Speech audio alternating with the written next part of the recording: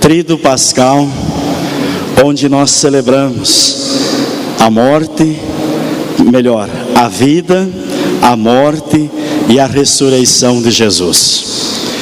Ao celebrarmos hoje esta liturgia, nós nos colocamos diante dos últimos momentos da vida de Jesus. E os últimos momentos da vida de Jesus quis passar com aqueles que Ele amava, os seus apóstolos, os seus discípulos. Nesses últimos instantes de Jesus com os seus, Jesus retoma todos os seus ensinamentos. Jesus faz uma série de recomendações para que aqueles que estão em comunhão com Ele possam viver plenamente o projeto de Deus. E se nós olharmos para esta celebração, nós podemos perceber uma síntese de todos os ensinamentos de Jesus. E todo o ensinamento de Jesus tem como ponto central o amor. E Jesus nos apresenta o amor de uma forma muito simples, porém muito concreta e objetiva. Jesus apresenta o amor na forma de doação. Doa a sua própria vida para alimentar a nossa fé. Doa a sua própria vida para nos resgatar do pecado e nos dar vida nova e vida em abundância. E Jesus vai além. Levanta-se da mesa, pega uma bacia, um pano e lava o pé dos seus apóstolos e conclui dizendo: vocês compreenderam o que eu acabo de fazer?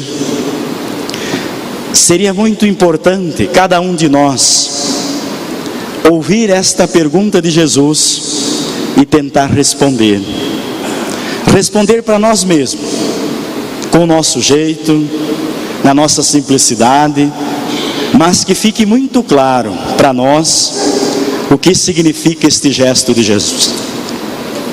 Nós não podemos olhar para o gesto do lava-pés como um simples gesto. O gesto do lava-pés quer ser para nós um caminho. O gesto do lava-pés é para nós uma proposta de vida. É para nós uma proposta de seguimento a Jesus. E nós não podemos ter dúvida desta proposta de Jesus. Porque se nós tivermos dúvida ou compreendermos de forma errada, nós nunca conheceremos quem é Jesus. Nós nunca vamos entender qual é a sua proposta de vida, qual é o seu ensinamento supremo que Ele nos apresenta na celebração de hoje. Então, quando Jesus diz: compreenderam o que eu acabo de fazer, Jesus, em outras palavras, está dizendo: não se demonstra amor apenas com palavra. É muito fácil nós fazermos juras de amor. É muito fácil nós expressarmos usando a palavra amor. Mas como é difícil nós termos gestos de amor. Como nos pesa termos gesto de amor para com o nosso irmão. Veja como às vezes o nosso orgulho nos impede de amarmos o nosso semelhante. Veja que quantas vezes o nosso coração, cheio de tantos outros sentimentos, de tantas outras propostas de vida, não compreende o que é amar. Passamos uma vida inteira e não sabemos o que é amar. E muitas vezes aquilo que nós chamamos de amor é o nosso egoísmo. Nós temos às vezes até algumas atitudes boas em relação ao outro, Mas a motivação que me leva a ter estas atitudes não é a gratuidade, é porque eu preciso do outro. Aí eu faço para que eu possa depois ter uma retaguarda, ter um respaldo, ter um retorno. E não foi para isso que Jesus nos ensinou. Quando Jesus nos pede, se nós compreendemos, Ele quer nos dizer: haja por gratuidade, haja porque você acredita no amor. Faça não pela beleza, não pelo que tu vai receber. Faça porque você acredita no projeto de Deus. Faça para que o mundo seja melhor. Faça para que haja mais paz, para que haja mais esperança, para que haja mais vida. Que nós possamos pedir nesta noite esta graça a Deus, que Ele nos ensine a amar assim como Ele amou, que Ele nos ajude a vencer a vaidade e o egoísmo, e nós demonstrarmos o nosso amor a Ele, servindo nossos irmãos com gratuidade. Também nesta mesma noite, Jesus institui a Eucaristia. E aqui, queridos irmãos, faço um parêntese, antes de nós falarmos diretamente da Eucaristia. Nós devemos ser formado pelos sacramentos, não formado para receber o sacramento. E hoje, infelizmente, a nossa caminhada pastoral na igreja está mais preocupada em formar para receber o sacramento do que ser formado pelo sacramento. Qual é a diferença? Quando nós somos formados pelo sacramento, nós somos introduzidos num mistério aonde nós vamos viver no dia a dia aquilo que o sacramento transmite na nossa vida. Agora, quando nós somos formados para o sacramento, nós sabemos tudo o que significa o sacramento. Aí um determinado dia eu vou na igreja, recebo o sacramento, volto para casa e não apareço mais na igreja. O sacramento não tem influência na nossa vida. Então nós devemos rever, nós devemos ter este cuidado. Nós temos que ser formados pelo sacramento. E quando nós olhamos para a Eucaristia, nós vamos perceber como que a Eucaristia é bela, como que a Eucaristia pode modelar a nossa vida, como pela Eucaristia eu posso compreender a proposta de Jesus. Sentar-se à mesa significa estar aberto para ouvir e acolher a proposta daquele que me convida para o banquete. Então, sempre que nós nos propomos a participar da Eucaristia, o nosso coração deve estar aberto para ouvir a Jesus, para acolher a sua palavra. Nós devemos estar dispostos a compartilhar com Jesus a nossa vida, acolher o dom que Ele nos concede. Não é uma simples celebração. A Eucaristia é um projeto de vida. Quando nós comungamos por comungar, nós voltamos para casa mais vazio do que nós viemos à missa. Então que nós possamos sempre, que nós tivermos a oportunidade de participarmos da Eucaristia, que nós o façamos de coração aberto, que nós o façamos como se fosse a última vez que nós fôssemos comungar na nossa vida, porque por meio da Eucaristia, Jesus nos comunica o seu amor.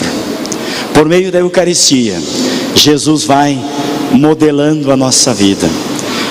Quando nós buscamos compreender o verdadeiro sentido da Eucaristia, nós vamos convertendo o nosso coração. Não tem como nós sairmos igual. Nós entramos na missa quando nós participamos de coração da Eucaristia.